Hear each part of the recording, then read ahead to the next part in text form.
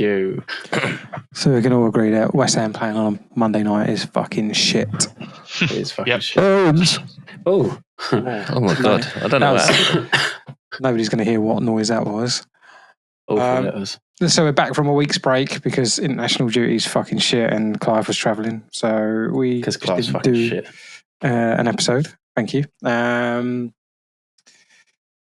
Yeah, so let's get into it. It's very late. Yeah, it's very, very late. We're tired. Some of us played football. Some of us watched football. Some of us haven't slept since their team got an unexpected win. No guesses for who that is. Mitchell.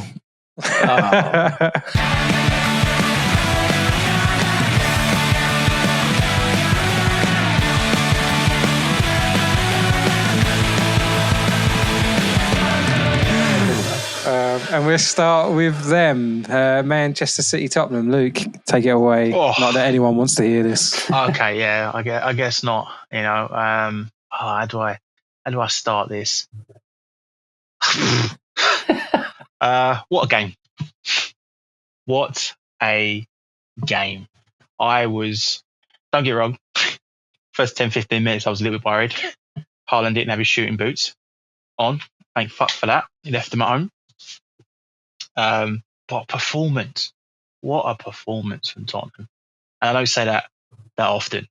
It's just solid all round. The team was phenomenal. They were like possessed. Like drug tests need to be done on Tottenham.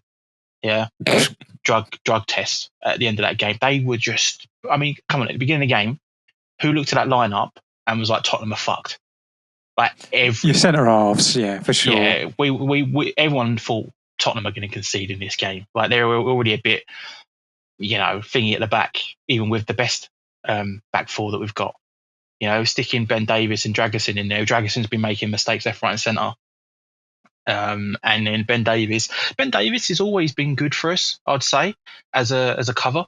He's always done well, but he was possessed as well. Like, do you think that's why he played two out and out defensive midfielders as well in Sarr and Basuma? Yeah, he had to. If he didn't, it would have been game over. I think, as I said to you before, Clive, is I always got annoyed when he played like two defensive midfield players against teams like Ipswich, Crystal Palace and stuff like that. Because it's like, well, what it's the old Southgate model, isn't it? Yeah, it's ridiculous sometimes. It's like you don't see the big teams doing that. They have the one defensive midfield player, or if they're playing two, they've got the one that just is like box to box. Yeah, one plays as an 8 rather than a 4 or 6. It's just up and down, up and down and down. But with Tottenham, it's like, I'm just going to sit back, both of them, and they're going to just do fuck all sometimes. And it doesn't fit in well. But Maddison helped him defensively in the game. He was everywhere. His passing was phenomenal. His finishing was quality. You think he was a striker with those finishing. His second goal was superb. Oh, so good. Kulusevski. Bloody hell! Your explosion noises, mate. You saw the game, yeah? If you watched the game, it was. I watched the first half and then I was like, I'm done. I'm out. Typical Arsenal fan. But mate, what a game! What a game! I can't moan at anyone in that game. Everyone was so good, and that's the quality we want for the rest of the season now. You're not going to have that for the rest of the season because you're Tottenham. Well, that's it. You make no sense. I literally said like last week or the week after, the week before, sorry, that Tottenham will do shit like this. We turn up against the big teams, and then the smaller teams. I'm saying smaller teams, but the teams you expect to beat, we just decide to be like, we'll just give them a chance and we just sit back a bit, or we just don't play the football we should be playing. Do you think we're ready to say that Kyle Walker's legs are gone now? No. I think he didn't. As much as I've to see Werner just destroy people with his pace. Well, I mean, he's fast. He's fast, but I think Kyle Walker wasn't exactly jogging from the get-go, sprinting from the get-go, and he gave him way too much space. And I think if they had more yardage, I think he would have caught him, or at least been a lot closer than what it was. But Man City are flat, full stop. well, yeah. I mean, mate, Brendan. Bloody Rock Johnson. Brennan Rock Johnson was quality. Yeah, he was so good. Yeah. Sorry, you calling him Brennan the Rock Johnson? Did you just say? That is what he says. Yeah. Mate, that's what you want to see. You want to see these players that come on. Werner comes on, gets an assist. Brennan Johnson comes on, gets a goal. They're the players that you want to see impact. And that's what worked very well as a whole for Tottenham. Everyone that come on in that game, everyone that played in that game was just on it. They were just there. I can't moan about anyone in that game, and that's rare for me. Even for Cario, Mason, great saves. And he was coming off his collecting the ball in the air. Really good. One of his saves for Haaland was very good, wasn't it? Yeah. I think it was down to the one with his foot, yeah. That was I think that was his first second shot in that game. Yeah, in the first 10 minutes, Like, as you say, like if Haaland scores within the first 10 minutes, that game could be so different. And he had 2 chances that you'd normally say he finishes. So yeah, I mean, Spurs like weathered the storm, got a bit of a go out of nothing, and then, well, unlike City, to just completely capitulate. I folded, didn't they? Yeah. You know, I mean, you say that though, Clive, and not to take anything away from Spurs, but take City it all away from against them. Yeah, I mean, I will take a little bit away from them, but they done the same against. Was it Sparta Prague that they played against? Sporting Lisbon. Yeah. That's it. And they were 1-0 up in that game. Yeah, all over them. Went 1-0 up and then capitulated still. So I still think I would have saw that game go in the way that it went. Just judging from the first 10-15 minutes of what I saw in that game, I think Spurs are the better team straight away. Do you? From 10 minutes? I don't. I don't. I thought they were. I thought Spurs were there for the taking in the first 10 minutes. I thought, this is going to be a long day for Luke. To be fair, I was quite drunk. But yeah, it was either 10-15 minutes or like 25 minutes. Like from 15 minutes onwards, Spurs obviously got 1 goal by that point and looked like they were up for it. But I think the first 10 minutes, I was sitting there thinking, if one of these chances goes in, it could be 4 the other way, literally. Oh, yeah. Yeah. So after that, I mean, they missed their chances. And it's normally the other way around with Tottenham. It's normally us doing that. It's like, we've got possession 10 minutes and not putting it back in there. And then teams go or we go 1-0 up and then teams just go and smash us or something because we were all worried at 2-0 at half time. Dangerous scoreline there. Yeah, mate, don't get me wrong. I was sweating a little bit. Yeah, it's Tottenham, mate. It's Tottenham. But yeah, it was solid all round. And I must say, you could either call it the empty had or you can call it Decky had, because Deku was amazing. And you could just see them all leaving by 3-0 down. So it was good to see. It's good to see the Man City ain't always going to turn up and just win just by the name. You know, I mean, the radio's been quite fun to listen to them all fucking cry. Like, it's like they forget that they were really, really, really shit for a long time. They're all going to start supporting Liverpool now. Well, everyone keeps saying that they don't want the league to turn out like the German league where it's just Bayern Munich. That's literally what I say every week. Like, don't get me wrong, I don't want Spurs winning the league, and I probably would go as far as saying I don't want to see Chelsea win the league anymore. All right, Clive. But I'd take a Liverpool win over a Man City win at the moment. Clive, there's one team in the room that you haven't mentioned yet. Relegation. I was going to say that's as outrageous as saying Tottenham could win the league, but it's not really. It's probably on the same level, right? Oh, God, fucking hell, Clive. I'm not even going to bite on that. Talking about City, though, I do think there's something to be said about these teams that seem to be going at them. They are struggling, aren't they? I think when the teams are giving them too much respect, they seem to get little boring wins. But I feel like these teams that are going at them seem to be playing quite well. I think they're struggling with their injuries as well. They're defensive mids. Fuck off, mate. It's true. They're defensive mids. No. Without them, look what happens to them. No. You've seen their squad. Whoa. I'm going to back Mitchell up here. Roderi's stats. What is it? He lost 2 games last year? 68 or something like that. Look, I get that.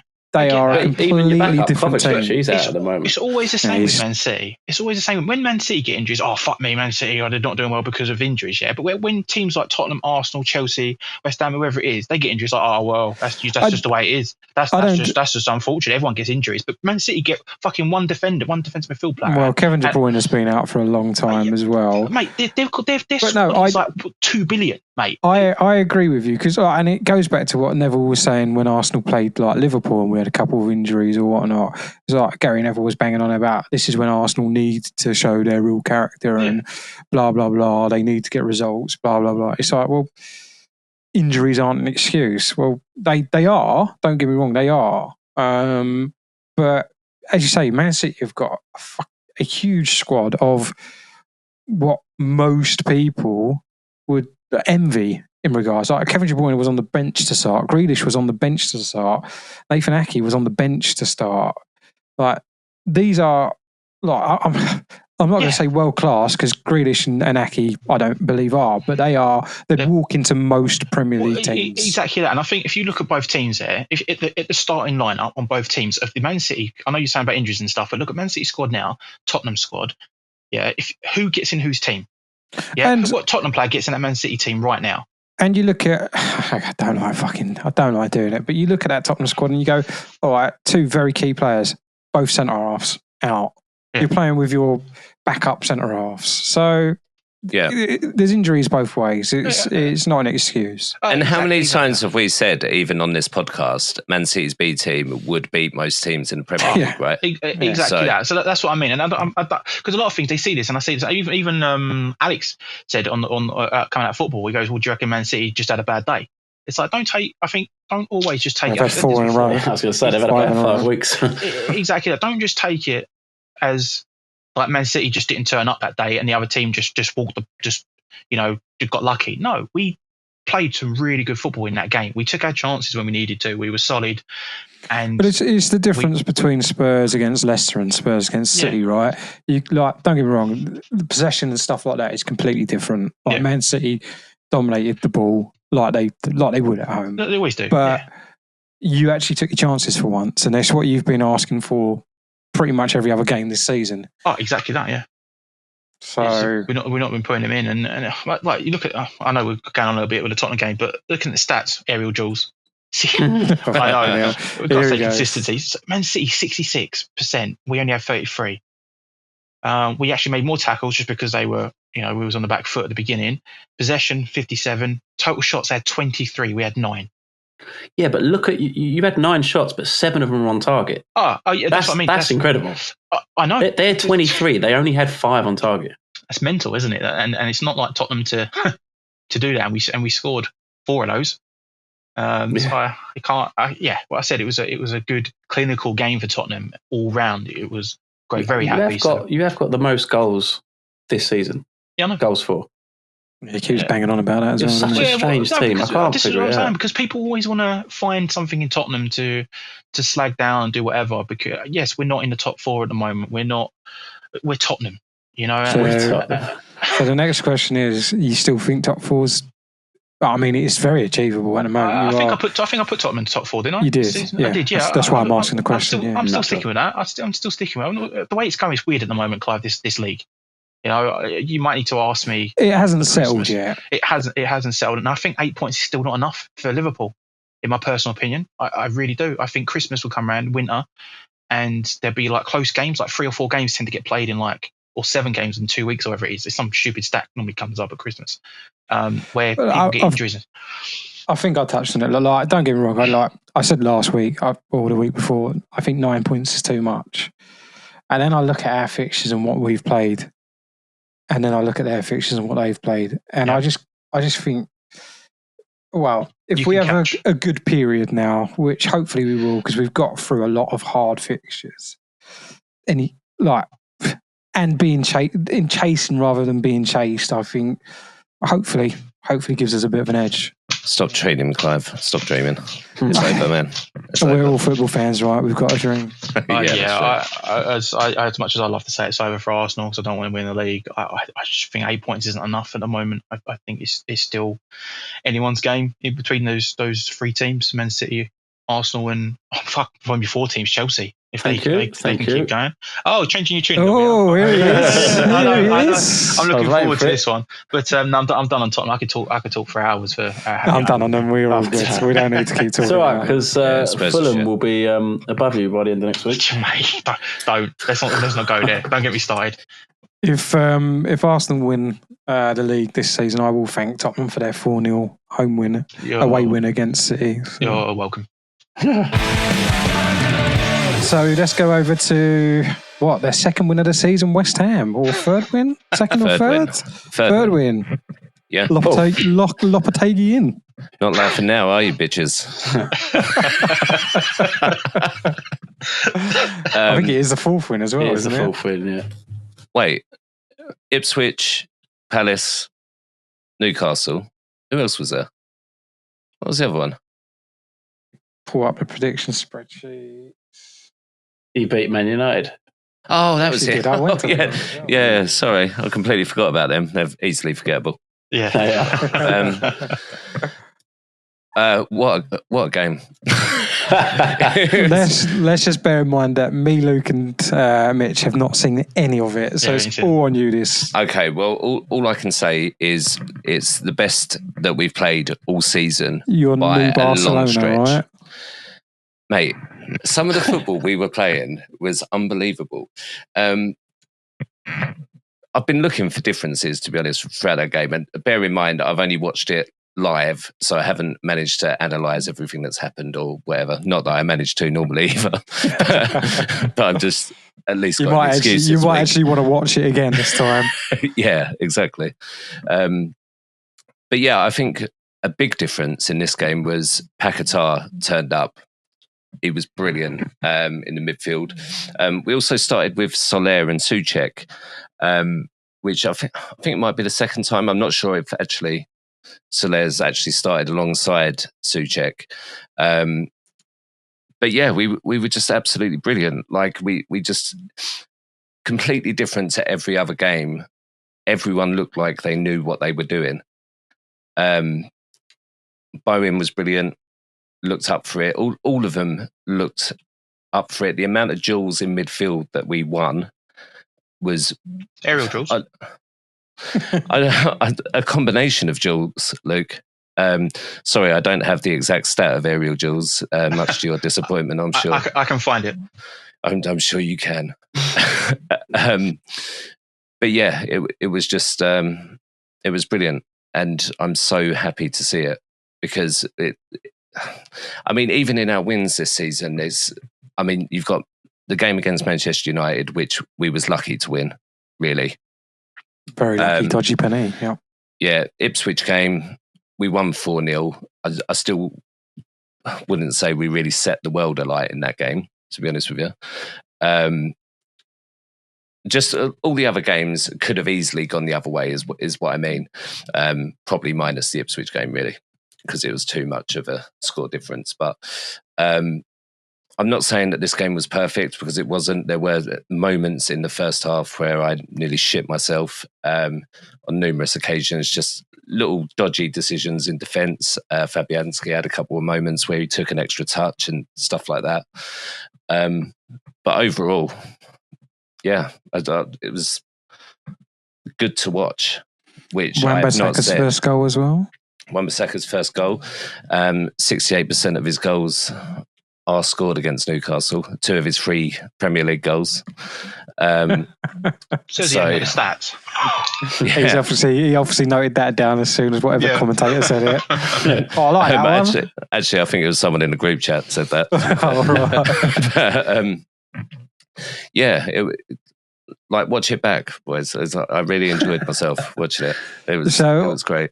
On the radio on the drive home, they mentioned that there's possible penalty shout for Newcastle for someone pushing Callum Wilson in the back or something like that. Yeah, Mavropanos, when he came on, as soon as he came in, you know how I feel about Mavropanos. He just makes me nervous in general. And to be honest, other than that, he did look quite solid. But Callum Wilson is one of them where it's going towards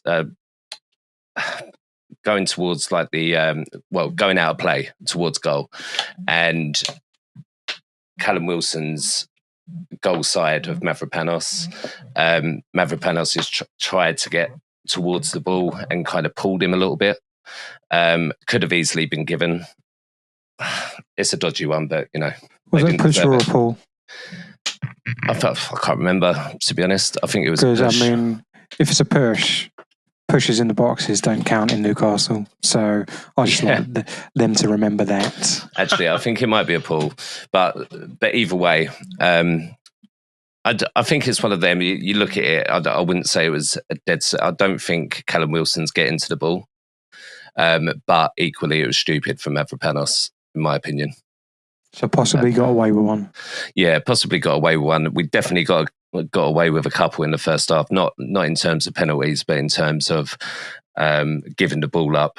Like there was one where the ball was played in, and Todibo kind of done like a little loose touch, like pretty much in the 6-yard box, near enough. And thankfully, they didn't finish up. Isak had a couple of chances which went amiss, but.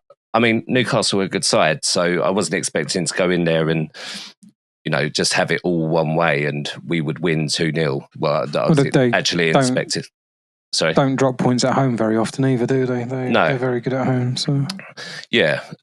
So I didn't think it was ever going to be a perfect game. In fact, I thought it was going to be the complete opposite, judging by my prediction. So, yeah, overall, very happy. It was really positive. Let's just hope we can go into the next game doing that, Clive? Hopefully not. Hopefully you go back to normal. Well, I'm just telling you right now, if we beat you, then we're only 4 points behind you in the league. Wow. That's mental. Say Arsenal off. But, oh no, you do that during your prediction stage. Yeah. But who's going to ask me the question now? The aerial duels. Was 71%. That's not a question. But that's not Thanks, Doug. He wants to be asked if Moyes is in or relegation's happening. No. I want the top 4. Oh, is that the one you want? Okay. Bob, top 4? That'd be stupid, Clive.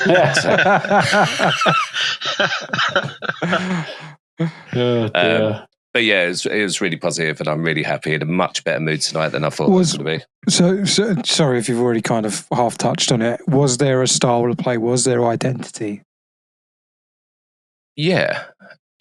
Like it's hard to pinpoint, right? Because it's kind of how we've tried to play, but we just wasn't very good on the ball in the previous games, if you know what I mean. When I honestly think, looking back on the game, or from what I can remember of it, Paquetá playing well was a massive difference for us because it just allowed us to play the ball so well going forward, and it gave them something to worry about when we're going forward. Also, Mikel Antonio had an absolute amazing game. I think he came off in the 75th minute, but he put an absolute shift in. Like he was just non-stop at him. And I think that's literally what we've been lacking in every single game. I said it in the Chelsea game, the Spurs game. There was just no oomph in us, was there, at all? I think you can all agree with that. Yeah, there's no press. There's no, to everyone from an outsider's point of view, it looked like they weren't running for the coach already, which is crazy to say, but that's what it looked like. Yeah, and I think with Wan-Bissaka getting so far forward, that was an exploit that people were looking at when they were going into West Ham games. But I think we've touched on it a lot, haven't we? We've said that is your, like when he goes forward, that leaves that left wing for the attacking team so much space. Yeah, and there did seem to be a lot more cover on that side this time around when Wan-Bissaka was getting forward. There was a couple of occasions where I was getting a little bit nervous where I didn't think Wan-Bissaka was getting back, but I think those around him kind of took that into account more in this game. So yeah, it was really good. But then I kind of had a similar thing against Ipswich with, like we timed our presses a lot better and stuff like that. And then we just went into the next game and it completely fell apart again. But hopefully we've learned something from that game, and obviously it's a difficult game coming up next. I don't know why I'm speaking like I'm one of the players. I'm being very political about this. But yeah, we'll see what happens. Cool. So anyone want to? I was going to say they actually listened to our podcast then when we were saying that there's always space behind Wan-Bissaka because he keeps getting forward. So now that you had cover, confirm Lapatogi or whatever his name is a fan. Either that or Eddie Howe is thick. Oh, you've killed Luke. Oh, he's done. That was a good one. That was good. Mitchell, anything to say about West Ham? I'm just laughing at Bob playing football. Could you imagine? It'd be great. I ain't got it, mate. Don't make standing up. Mate, don't make me go back into my football career. I've heard about your playing on a Monday night. I'll speak to you afterwards. You do that, mate. All right, let's move over to North London and the red side of North London. 3-0 win against Forest. Obviously, going into the game, Forest have had a very good season up until now. So, I mean, I was still fairly confident with it because we had to turn the corner at some point. The big surprise was the lineup we started with. He put Rice on the bench, and Martinelli on the bench, and Thomas Partey on the bench. Obviously, with the international duty, Kai Havertz was on the bench as well. So I wouldn't say I was nervous looking at the lineup either, because I still think that the team that we played has got enough to overcome Forest. And if you ask me, I don't understand why he didn't start Chris Wood against us. Usually, well, I guess we don't really struggle with big centre forwards anymore, like we used to. But it was nice to see a bit of rotation. And Marino had his best game in an Arsenal shirt so far. He looked very settled in the team, moved the ball around well. We popped the... Oh, sorry, my voice is going a bit. We popped the ball around very nicely in attack. I think Jesus kind of gave us a little bit of a quicker passes and touches and flicks than Havertz usually would. But not saying that Havertz hasn't been very good for us at all. Saka, once again, very good. Odegaard showing what we've missed over the last couple of weeks without him in the team. So yeah, we couldn't ask for a better result really. 3-0. Clean sheet. I don't think they had a shot on target, so the defence was solid. But I do probably think that's going to be our first choice defence from now on. I know Ben White's out for probably a couple of months with a knee operation, but I think even if Ben White was available, I think this is probably the ideal starting lineup. And a lot of Arsenal fans have kind of been calling for a bit more rotation because the bench players all need a bit more time on the pitch to get fitness, to get sharpness, and the squad's going to play a massive part this season. Ballsy though, I'll give him that. Yeah, but at the same time, you're damned if you do, you're damned if you don't, right? Because if he hadn't made changes, people would say, well, why hasn't he made changes? It's not worked for the last 3-4 games. If he does make changes and it doesn't work, people will say, well, he shouldn't have changed it so much. A home game against Nottingham Forest, you expect I know the form that they're on. It's a safer game to rotate players in for sure. And as I say, we needed players to get minutes. Like the likes of Sterling coming on as well, and Norari, getting into goal is fantastic for the club. Hopefully we start seeing him trust the bench a little bit more in games where it's not quite going our way. But again, goal for Saka, assist for Saka, another assist for Odegaard, 2 in 2 games now that he's back. So hopefully, as I said a bit earlier, we can now start pushing on and really start to pick up points and march onwards and upwards. We've got Sporting Lisbon tomorrow, which obviously after they beat City in the last round of Champions League games is going to be an interesting game. But yeah, there wasn't really much controversy in the game. I've seen some people moaning about our first goal being disallowed, which would have been Julian Timber's first goal for the club. But it looked offside from the lines they drew.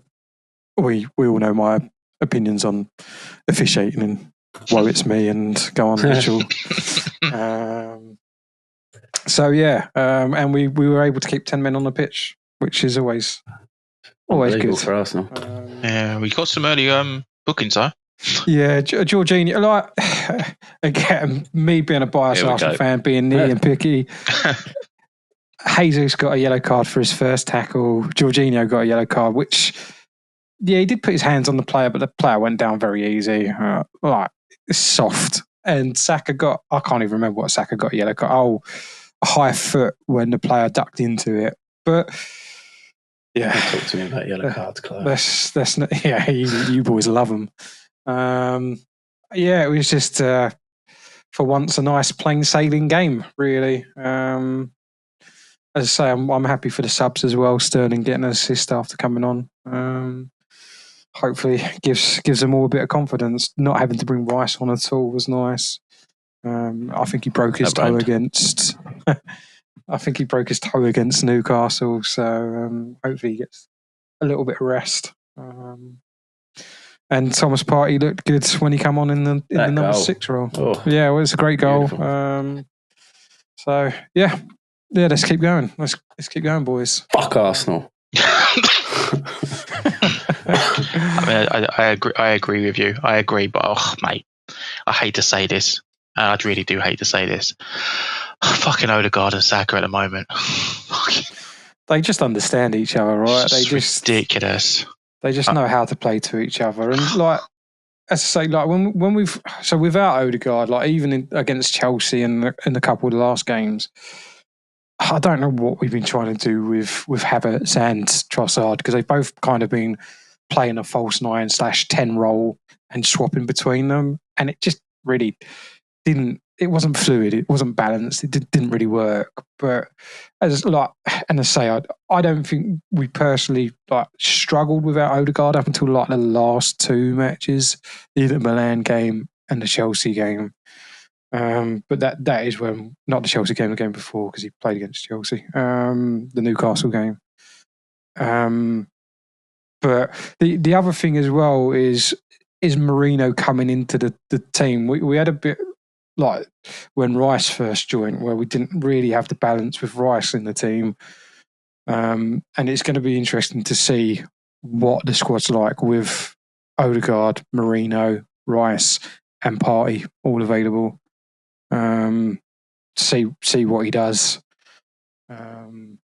Because I think at the moment with Marino and Rice playing when they've played together, it hasn't looked right. Yeah. So it's going to be interesting. But again, even if you've got one of those 3 on the bench in regards to Marino, Partey, or Rice, you're bringing quality on. So it's a good problem to have, right? Yeah, you got a good squad depth. Looking at the bench, Nawari's obviously still young. Zinchenko experience, Partey experience, Martinelli, Havertz, Sterling, Rice, fucking hell. And that's without Tomiyasu, Ben White. We've got more coming back as well eventually. Even Nawari, I think I called him out before the start of the season, and I think I've said a couple of times he's looking like a promising young player. The more and more he gets minutes, it hopefully will then give Arteta another player to trust when he wants to take Odegaard off, because Nawari can play in that number 10 role just behind a striker. He's very good with the ball at feet. He doesn't seem to lack any confidence. He can play the quick passes. Exciting. It's very exciting. The problem for Nawari is Odegaard is just a step above. He's probably within 1 or 3 players in the league of that kind of number 10 kind of player that could get into every other team other than Man City, because they've got Kevin De Bruyne, who's probably been the best at that in the last 10 years, right? So, but like you say, that's when it's down to Arteta to trust the bench, isn't it? Yeah, and start giving him minutes in these kind of games. Yeah, give him minutes in these games, and we're still in the Carling Cup. Give him minutes in the FA Cup, and hopefully he comes on. But again, the problem for him will be over the next 3 or 4 seasons when he's 18, 19, 20, he's still got Odegaard in front of him, right? So he's gonna probably run into that problem that Smith Rowe had in regards to actually getting chances and playing consistently. So it's going to be a good headache once again. But I'll take him. It'll be a Fulham in 2 years, mate. You've got plenty of 10s yourself, don't you? So, do you know who could do with him? And Newcastle. They lack a number 10. Don't stop dissing Newcastle now just because they lost against West Ham. Fucking beat Arsenal, lose to West Ham. What's that about? So the fucking frustrating thing about this, Clive, is I can't actually slag Arsenal down. You can always do that, Luke. I can't really. They won cleanly.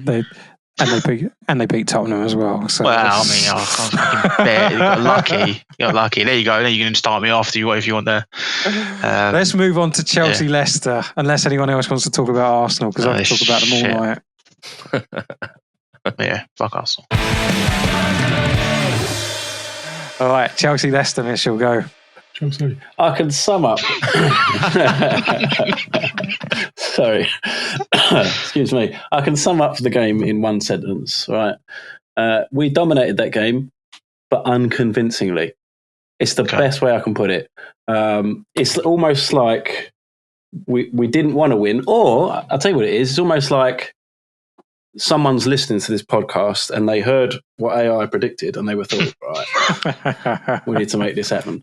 The first half was fantastic. There was no fault in the first half. We looked incredible. My boy Jackson, my favourite striker. Oh, fucking hell. You know, it was a lovely first goal, and not just the strike. It was good. Maybe poor defending, but his strength to hold the defender off and get the ball down, and then that touch was good.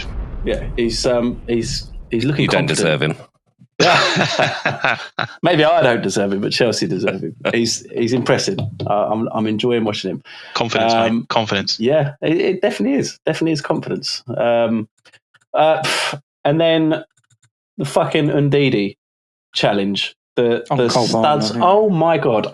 Do you know, when I looked at it and I thought, he's not even tried to go for the ball there. You can see his right foot nowhere near the ball. Yeah, the ball's on the left side of both of their on the left side, and he's stamped down on his Achilles, and then his left leg has gone to slide for the ball. That's malicious. I don't understand how he stayed on the pitch. So how are you not overturning that? You can fuck right off. Was that early in the game though, Mitch? It was like the first half, wasn't it? Yeah, it was like the first half. 30 minutes. But that's bollocks. I don't care what it is. No, I agree with you. You could have put him out for the season. That you could have snapped his fucking Achilles. No, I know, but sometimes I think we all know this, don't we? Referees tend to don't ref always. Well, yeah, but they don't always give that. Yeah, but then why is VAR there? Your guess is good as mine, mate. Honestly, that's the dirtiest challenge. Whoa, it's me. It's the dirtiest challenge. They could have had 2 reds in that first half, because there was 2 penalties in the second half. No, Clive, absolutely not. We'll get to that. All right, absolutely not. But there's another challenge on Felix. I think it was Samari. Slide tackle, wasn't it? Slide tackle, an uncontrolled slide tackle, studs up, body in the air. And he's gone through the back of him. No, you can't do that anymore. I don't think that was as you need to look at it again. as much as the first. I think if either one is going to be, Ndidi should have been a red card. Ndidi's is a red. I think the yellow card was the right call. But on the they were challenge. like 2 filthy fucking challenges. What are you doing, dirty bastards? And then the only other thing that happened was our offside goal, which was a shame it was offside, because it was a lovely bit of play. It was a Palmer pass and then a Cucurella crossing and Noni Madueke putting it away, but he was just offside, which was a shame. And then the second half, It was like, for me watching it, like, I was thinking this is a typical Saturday 12:30 kickoff. Yeah. It's just like, you started, as you say, you started well. You started like, here we go. Like, and the first again, 15, 20 minutes, I kept thinking any time that Leicester goalkeeper's got the ball, it looks like Chelsea are going to score. Yeah. They could not keep the ball. They just gave it back to you absolutely all over them in that first half. Again and again. They didn't have any outball. And that's not Vardy's fault. It was Leicester were not finding anyone at all. They were awful. And the press was good from Chelsea. Like, you made them make mistakes. But then we should have done more. We should have got more in that first half. Well, but I think that come into it. I think players thought, well, we're winning this, boys. Don't worry about this. I think they were expecting the same in the second half, and they were sorely mistaken. I mean, we do get the second goal, which was nice. Little diving header from Jackson, and then Enzo pops it away. So my note about that is, surely you're kicking the ball out of play. Who? Chelsea. Leicester player was down. Here we go again. Here we go. Ages. Oh yeah. I think there was. I think there'd been. No. I think there was one that had happened before that, and we'd done. Where you didn't kick out of play as well. No, we did for a while.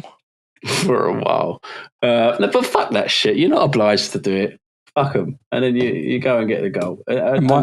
My other note is Cucurella is the most Spanish player in the league at the moment. He loves to roll around, doesn't he? He loves it. He's the typical Spanish player right now. I wouldn't like him if he didn't play for Chelsea. But he's playing well for Chelsea this season. He's another one that's impressed. That's a great header from Jackson in the second goal as well, isn't it? To be fair. It was a great header. Nice diving header. Shame he didn't finish it himself, but he gets the assist for Enzo, so...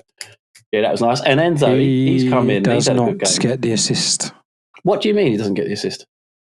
Goalkeeper saved it. No, he didn't play it to Enzo. Well, on Fantasy League, he got the assist. On Premier League, he has not. Unlucky. You're on the wrong app, mate. I'll have to check that, Clive. But he definitely got the points in the... Are you sure it went like player of the game or something? One. Extra points. Or after 60 minutes? No, it says assist. BBC report. BBC. No, he didn't get the assist. If it's not the goalkeeper, it's not an assist. Well, I've got 3 points from somewhere.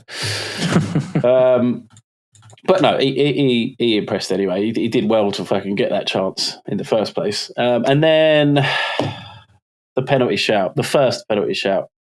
I'm sorry, Clive. I know straight away in that group chat. Oh, it's a fucking penalty, that is. Yeah. I can hear it in your typing voice. It's not a penalty. It's not a penalty. Listen. The defender, who is it? Colwill stands his ground. He doesn't move his foot, his toe. He doesn't move his shoelace. He doesn't move anything into the path of the attacking player. It's obstruction then. It's not obstruction. It's not obstruction. The player has literally run into him, not him blocking him off. The player's watch it in motion. Him. No, it's not a penalty. The player's beating him, and then you can't just run into someone and fall over. Oh, fucking, you can in football, mate. Well, it didn't work for him. That was never a penalty. It was not, mate. I'll have to watch this again. To be fair, if that was Arsenal, can you go and get the fucking eye of that snare? Look, are you looking it up? I'm just trying to. Do you know what minute it was? Give or take. Second half. Like maybe the 80th. Something. Yeah, it was because their second one was the 95th. So I think it was near the end of the game. And this is when I started shitting myself because I'm thinking we've dominated this game. Why are we now struggling? They've got no right getting anything out of this game. They didn't deserve anything out of this game. We just hadn't buried it. Oh, I mean, even 2-0, you'd think. No, that's a tough one. We made hard work that last 10 minutes. I'm just because smart. That's a penalty. Smart, is it? It's not a penalty. No, you Listen, know go what watch he's Match done. of the Day. They agree with me. He's stopped. He's not technically put his leg out, but it's hard. It's a hard one. But it's yeah. He knows what he's doing. He stopped the back and he's sort of like stopped there, so he's like him. obstructing him. It's like it's hard to. It's hard to explain what he's done. You know what Kane does? Crouchy and Joe Cole said it was a penalty as well. I was upset Joe Cole said it. I'd like to see if he'd have another look and change his mind. He wouldn't. He watched a lot of replays of it already. By the way, if you're following the ball, you would turn around and run towards the ball as well. He stays. No, he didn't. He did go to. Yeah, but listen, this is all happening in milliseconds. It's happening in milliseconds. So he goes to stop and he keeps his leg like a little bit to the left and back and then on the floor.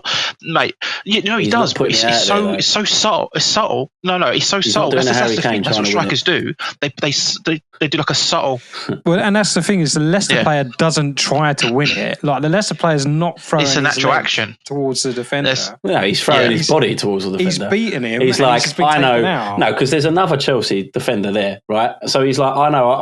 I've done well to get the ball past him, but I'm not getting that ball. So the Chelsea player hasn't got. The Chelsea player hasn't got the time to decide in the milliseconds that it happened to get out of the way, but the Leicester player does have the time in the milliseconds to think. Of course he does. He's the one that tapped the ball. I ain't getting that ball. He knows what he's doing. No, he taps the ball. He knows what he's doing. Knows what he's doing. That is 100% a penalty. You're crazy. I'm looking at the second one now. You guys, honestly, if it was for your clubs, second one's definitely a penalty. No, absolutely no. I'm just checking that again.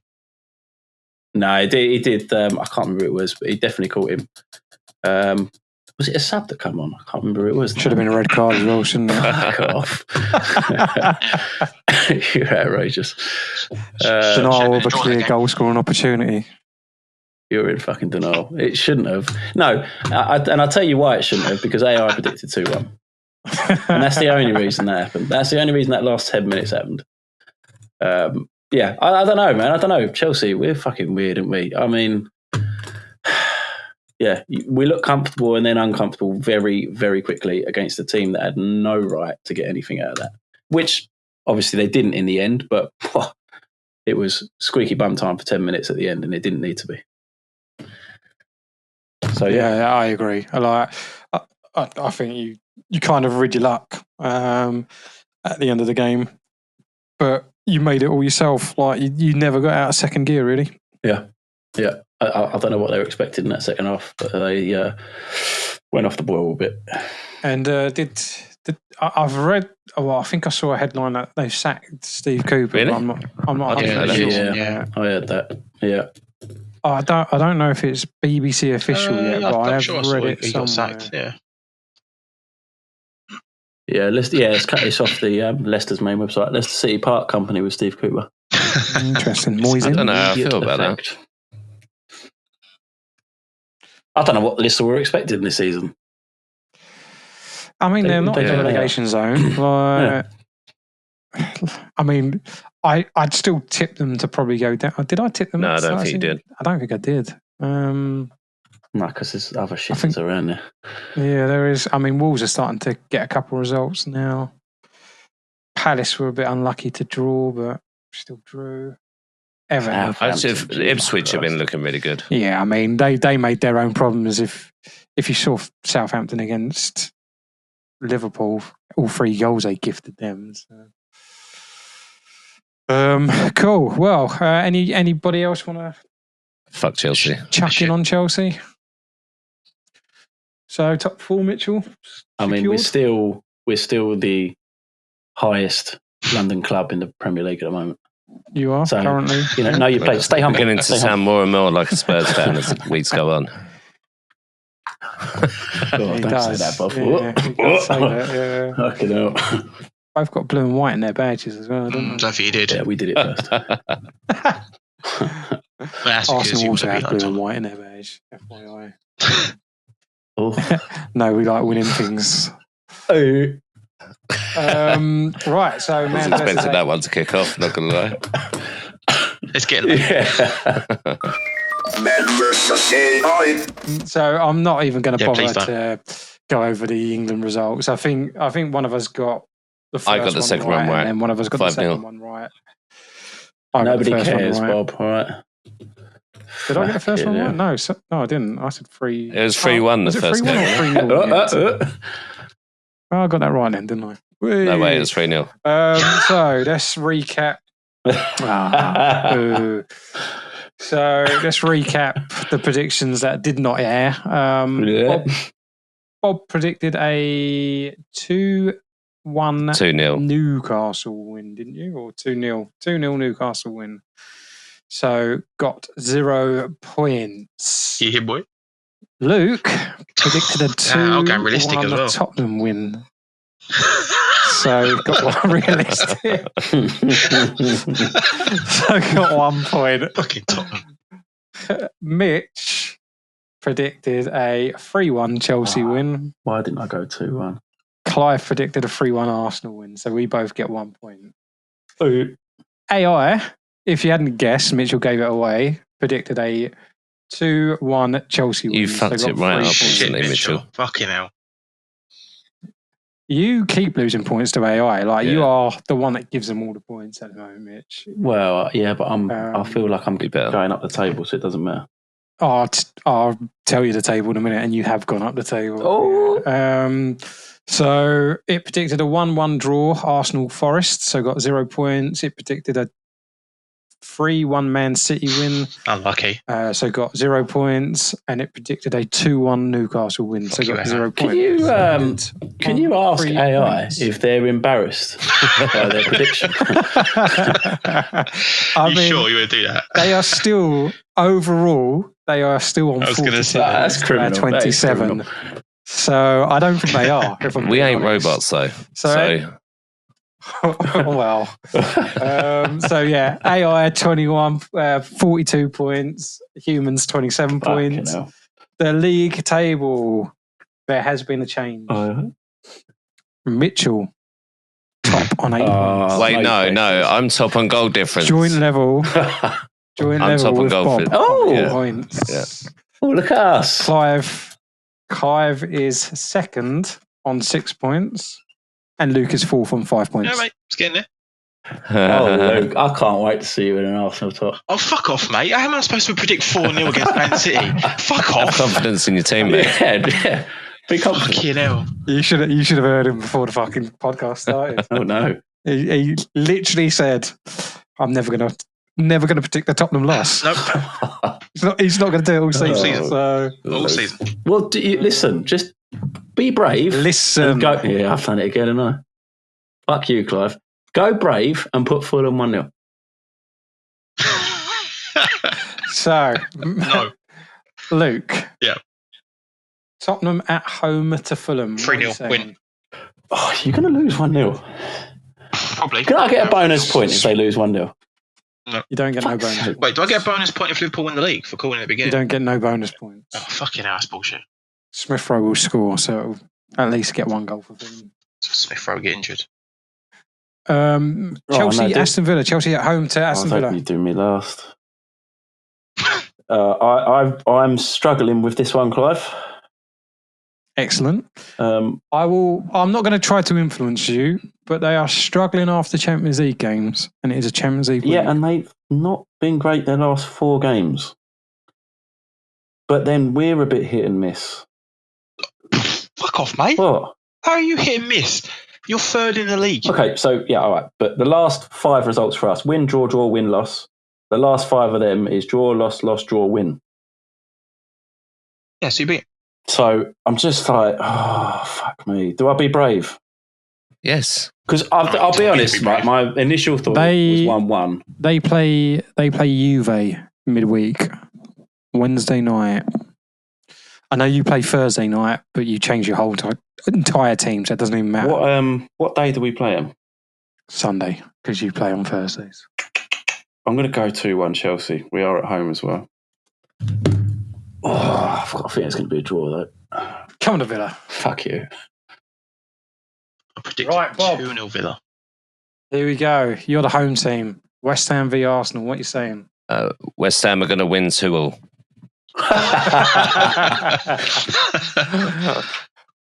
It's like a win, I guess, prediction? Isn't it? Yeah. Excellent. I am going to go.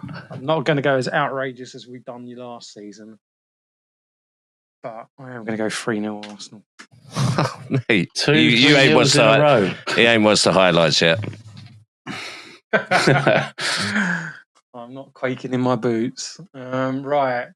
AI, talk amongst yourselves. Is Kudo back for the Arsenal game? Kudo. I don't believe so. Couscous. Mate, for fuck's sake, mate. Judo. Judo. I don't think he is, no. I think he's still out. I think he's still got another game, which would probably be the Arsenal game. I think. I don't know.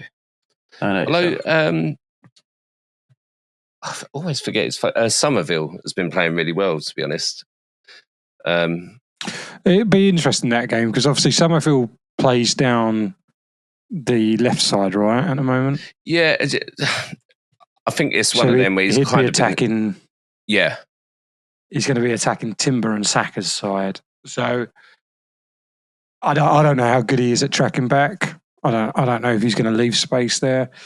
But the other interesting one will be if Martinelli's up against Wan-Bissaka and Wan-Bissaka keeps pushing forward. Yeah, that's going to be an issue for sure. I mean, Wan-Bissaka, like one-on-one defensively, is fantastic. But if there's space there, the last person you want to give space is Martinelli because of his pace. Yeah, but mate, it's going to be a Julian Lopetegui masterclass. He's thought about all this already. He's examined it. I'm sure he has. Or if not, he's listening to this podcast, getting coaching tips. Exactly. I mean, something must have gone right. Right, I've got the predictions are in. So, starting with West Ham v Arsenal. Prediction: Arsenal to win 2-1. Oh, fuck it. Rationale: Arsenal have returned to form with a recent 3-0 win over Nottingham Forest, ending the winless streak. Despite injury concerns, including Trossard's hamstring issue, their attacking depth remains strong. West Ham currently 14th in the league, obviously before tonight's match. Have struggled defensively, conceding 18 goals in 11 matches. West Ham are still 14th in the league, by the way. Yeah. Oh, excellent. Well done, AI. Oh, Chelsea versus Aston Villa. Chelsea to win 2-0. Oh. Chelsea are in good form with 19 points from 11 matches, obviously not taking into consideration this weekend's results, and have been solid defensively. Aston Villa, on the other hand, have been inconsistent and currently 16th in the league. I don't think they are 16th, are they? No, they're 8th. That bad. Yeah. Chelsea's home advantage and Villa's struggles suggest a comfortable win for the Blues. Interesting. Tottenham v Fulham. Tottenham to win 3-1. Oh. Tottenham are coming off a significant 4-0 victory over Man City, boosting their confidence. Despite the injury to the goalkeeper, so nice about their injury today. Oh, look at that. Their attacking prowess intact. They do prowess, to be fair. Fulham, currently 7th, have been inconsistent and may struggle against Tottenham's offensive strengths. Fulham are 9th. So, yeah, it knows some stuff, but it doesn't know the rest. It's just on the sauce. It's a must-win for us next week. Yeah, but you're fucking stupid. I can't stand Tottenham. You'll lose. I'll tell you now. Win, loss, win, loss, win, loss. That's what you do. Well, okay then. We'll take that and we beat Chelsea the week after. You probably will. It's fucking outrageous. Turn up for the, top quality yard games, don't you? I guess if we lose, it must be a shit team we're playing against then. Oh, you've done me. Just waiting for someone to say Arsenal. Oh, you said it. Right. Any other business? Anyone else want to dob in? It's 11:15, so I'm happy to wrap it up. Yeah. So, nice hit, Clive. Yeah. Say, everybody. No. Cool. We're ending it. Good night. Good night. Bye. London is blue. And claret. And red and white. Fuck off.